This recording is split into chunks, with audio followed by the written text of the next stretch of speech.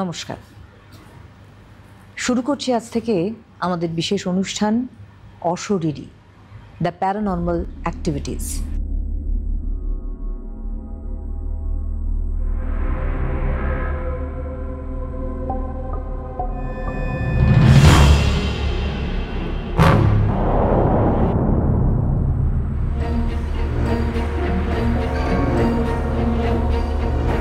কখনো এমন কোনো শব্দ আপনার কানের পাশ দিয়ে ফিসফিস করে শুনেছেন আপনি?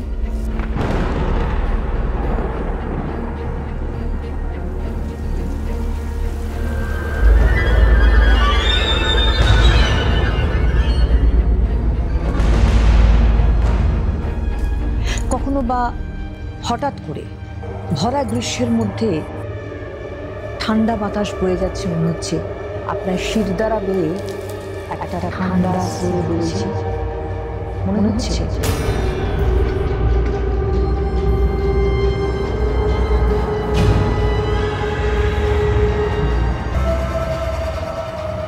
হয়তো আপনাদের অনেকেরই।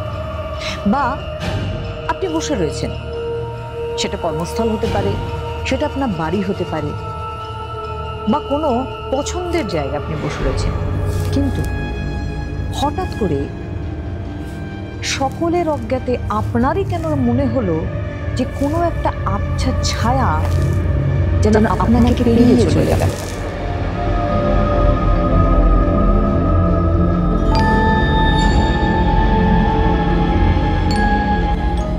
যার কোনো শরীর নেই, অশরীরী। আক্ষরিক অর্থ অশরীরী অর্থাৎ দেহহীন বা নিরাকার। কি এই অশরীরী? সাধারণ লোকমতে যেটা বলে থাকে সেটা হচ্ছে অশরীরী মানে মানুষের আত্মা। যে মানুষ মৃত্যুবরণ করলো, সেই মৃত্যুর পরে তার আত্মা। বলা হয় আত্মা অবিনশ্বর, তার মানে সে কিন্তু তার উপস্থিতি জানান দেওয়ার চেষ্টা করে। সব আত্মা যে করে তা কিন্তু নয়। কিছু ক্ষেত্রে এই আত্মাটা জানান দেওয়ার একটা বিষয় আছে। দেখুন, এবার অনেকে আপনারা বলবেন যে বিজ্ঞান তো মানে না ভূত প্রেত। ভূত প্রেত যদি ব্যাখ্যা করেন ভূত অর্থাৎ ভূতপূর্ব, অর্থাৎ যে ঘটনা ঘটে গিয়েছে, আমরা হয়তো চলতি ভাষাতে ভূত শব্দটা ব্যবহার করছি। আমার মনে হয় প্রেতাত্মা কথাটা বলা অনেক ভালো, বা আরেকটুখানি সুন্দর ইংরেজি ভাষায় যদি বলি স্পিরিট। স্পিরিট যার অস্তিত্ব রয়েছে, আমি আপনি কেউই তাকে অস্বীকার করতে পারি না। আমার ভিতরেও রয়েছে আত্মা, আমার এই দেহ রয়েছে যার ভিতরে সূক্ষ্ম দেহ অর্থাৎ সেই আত্মার বিদ্যমান। কিন্তু যখন কোনো একটি দেহ সে যখন তার অন্তিম পর্যায়ে এসে তার যখন শেষ হলো, সে একেবারেই যখন সেই দেহটি নিঃশেষ হয়ে গেল, তখন তার ভিতরে এই যে সূক্ষ্ম দেহ, এই যে আত্মা যায় কোথায়? অশরীরী কেন হয়? সব আত্মাই কি অশরীরী না? আত্মা মানে দেহ নেই যার অশরীরী, অবশ্যই, কিন্তু কখন সেটা আপনার আমার মনের ভেতরে একটা আতঙ্ক তৈরি করে, একটা প্রশ্ন চিহ্ন তৈরি করে, কি আছে আমার আশেপাশে? এই যে আমি আপনাদের সঙ্গে কথা বলছি, এই অবস্থানে দাঁড়িয়ে হতে পারে সূক্ষ্ম দেহে কোনো অশরীরী এখানে রয়েছে, থাকতেই পারে। আপনার এবং আমার বা আপনাদের সঙ্গে আমার যে কথোপকথন হয়তোবা সে শুনছে, হয়তোবা তার সে উপস্থিতি রয়েছে, আমি উপলব্ধি করছি না। কিন্তু জানেন তো, এই যে প্যারানর্মাল অ্যাক্টিভিটিস, এই শব্দ বিষয়ে আমরা পরিচিত। যারা এটা নিয়ে কাজ করেন, যে সমস্ত মনোবিজ্ঞানীরা, আমরা এটাও জানি তাদেরকে বলা হয় প্যারাসাইকোলজিস্ট। এটা একটা বিষয়, এটা একটা অনেকটা বিস্তৃত বিষয়।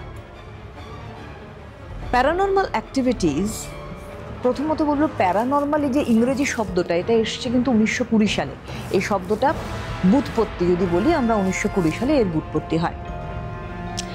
প্রখ্যাত মনোবিজ্ঞানী, আমেরিকান শিক্ষাবিদ তথা মনোবিজ্ঞানী টেরেন্স হাইন্স, উনি তার একটি বই লিখেছিলেন 2003 সালে, pseudo science and the paranormal বলে। এই pseudo science and the paranormal, এখানে উনি একটি কথা বলেছিলেন যে প্যারানর্মাল কি, হোয়াট ইজ প্যারানর্মাল? ছদ্মবিজ্ঞান। ছদ্মবিজ্ঞান মানে কিন্তু আত্মা নিয়ে কথা নয়। ছদ্মবিজ্ঞান যেখানে টেরেন্স হাইন্স তার ব্যাখ্যায় বলেছেন যে এই ছদ্মবিজ্ঞানেরও কিছু অংশ বিভক্ত হয়েছে, কিছু শ্রেণী বিভাগ রয়েছে।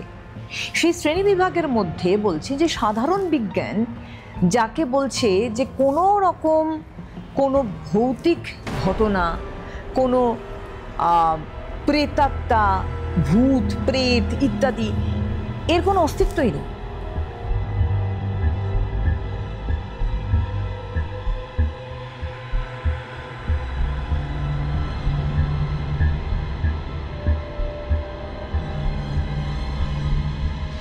এই যে আমাদের সাধারণ প্রতিষ্ঠিত বিজ্ঞান, সেই বিজ্ঞানের সীমারেখার বাইরে বা ছদ্মবিজ্ঞানের চিন্তাভাবনার যে বিস্তৃত বলয়, তার বাইরে একটা জগৎ আছে। হ্যাঁ, প্যারাসাইকোলজিস্টরা সেটা নিয়ে কাজ করে। যেই জগতে আমি আপনি জীবিত অবস্থায় প্রবেশ করতে পারি না, তারা পারেন আমাদের কাছে আসতে। কেন বলা হচ্ছে ব্যাখ্যাতে, এটা আমাদের শাস্ত্রেরও একটা ব্যাখ্যা রয়েছে। শুধু এই বলবো না যে টেরেন্স হাইন্সের pseudo science and the paranormal বইটির মধ্যে এটা লেখা রয়েছে। যদি আমরা আমাদের হিন্দু ধর্মের কথা বলি, আমাদের হিন্দু শাস্ত্রের কথা বলি, সেখানেও কিন্তু এর উল্লেখ রয়েছে যে আত্মা অবিনশ্বর, আর সেই আত্মা যদি মুক্তিপ্রাপ্ত হয়, যেটা ধর্মের বিশ্বাস বা শাস্ত্রের বিশ্বাস, যে সে ভালো কাজ করলে তার মুক্তি হবে, তার কর্ম সম্পন্ন করলে তার মুক্তি হবে, তার আর ফিরে আসা হবে না। কেন বারবার আমাদের এই পুনর্জন্ম হয়? তার মানে আমাদের যে কাজকে আমরা অসমাপ্ত রাখি, সেটাকে আমরা পূর্ণ করতে আসি, সেটাই তো বলে। কিন্তু যখন এমন কোনো মানুষ এই পৃথিবী ছেড়ে চলে যায়, যে কখনো ভাবতেই পারে না যে তার যাওয়ার সময় হয়েছে, তার হয়তো অনেকগুলো কাজ বাকি রয়েছে, তার হয়তো মনে অনেক অভিপ্সা, অনেক ইচ্ছা, অনেক কিছু আগ্রহ সে মনের ভিতরে চাপা রেখেই চলে গিয়েছেন, তার যাওয়ার কথা ছিল না। তখন সে নিরাকার হয়েও সে তার উপস্থিতি অনুভব করার চেষ্টা করেন। জানেন তো, আত্মা বা এই প্রেতাত্মার দুটো দিক আছে বলা হয়, একটি ভালো, একটি মন্দ। যদি আমি এইটাকে মন্দ বলি, এ কিন্তু আপনার ক্ষতি করবে, চেষ্টা করবে অ্যাটলিস্ট। কি ক্ষতি করবে? সে কি আপনাকে পজেসড করবে? সেটার থেকেও বড় কথা, তার উপস্থিতি জানান যদি আপনি পান, স্বাভাবিকভাবে আমাদের কি মনে হয় যে আমরা জীবিত লোকে রয়েছি, এমন কিছু অনুভূতি আমাদের মধ্যে হচ্ছে যা শিহরণ জাগাচ্ছে আমাদের ভেতরে। কেন হচ্ছে প্রশ্ন? কেন একজন যে আমার চলা ফেরা, আমার কথা বলা, আমার প্রতিটা পদক্ষেপকে কেন যেন মনে হচ্ছে সে যেন গুনছে, সে অনুভব করছে, সে আমার পাশে রয়েছে, সে কিছু বলতে চাইছে। হয় এটা? এটা আপনারও হয়? একটু ভেবে দেখবেন। অনেকেই হয়তো বলবেন যে এটা কিছুই না। পরবর্তীকালে মানুষ একটা সময় নিজের সাথে সময় কাটায়, সেটা হচ্ছে একদম রাতে। তখন তার অনুভূতি হয় যে না, কিছু তো একটা ঘটনা ঘটছে আমার সঙ্গে লাগাতার।